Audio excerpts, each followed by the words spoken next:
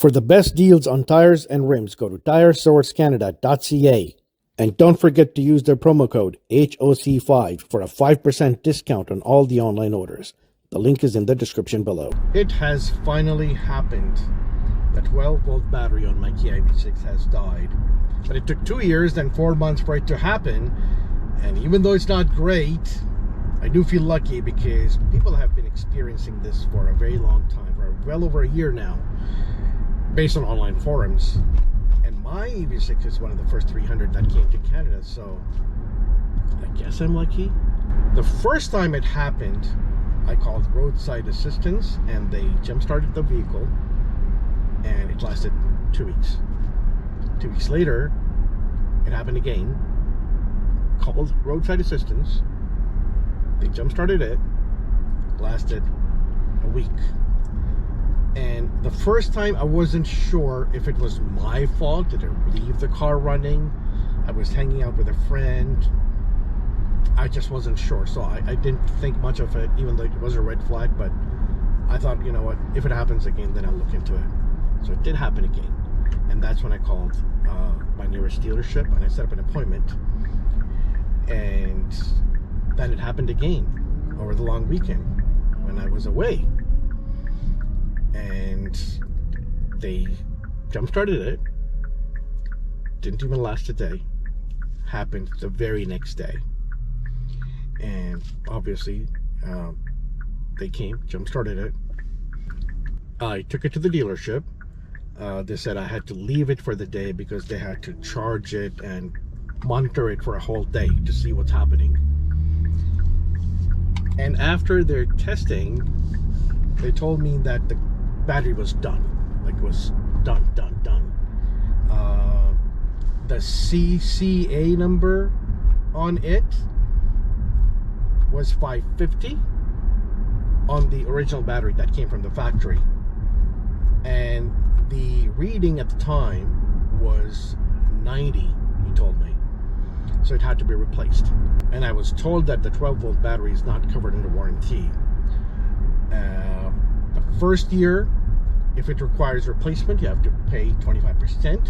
The second year, 50%. Third year, 75%. And in the fourth year, you have to pay 100% of the cost of the battery. I did verify all of that by downloading the Kia Canada warranty manual from kia.ca, and that's exactly what it said. So there's nothing I could argue. However, they're not supposed to charge labor. So anyways, because I'm in my third year with this vehicle, 2 years and 4 months, I had to pay 75% of the actual cost of the battery, which was $215 after taxes. And I'm not even mad. This car cost me under $2 to charge, and I can drive it for 350 kilometers or 400, between 350 to 400 kilometers on that charge, which is like the cost of 1 liter of gas. And in 2 years and 4 months, all I've done is replaced air filters for $35 each, taxes in, and I replaced them myself. So if I had to replace a battery in 2 years and 4 months, and it cost me $215, I can live with that. Most cars on the road require an oil change every few months, which is like $100 each time. So yeah, I'm not even mad. Here's the new battery. It is lead acid. That's what the car comes with from the factory, so that's what they replaced it with one minor change. It says 650 CCA, and from the factory the battery is 550, so they decided to upgrade it. I know there are third-party batteries available for the EV6 that are AGM, so why did Kia not go for those? I can't say. They might have their reasons. I've owned about 10 vehicles in my life, and I've never kept any for longer than 4 years. And this is the first time I'm actually replacing a 12-volt battery ever.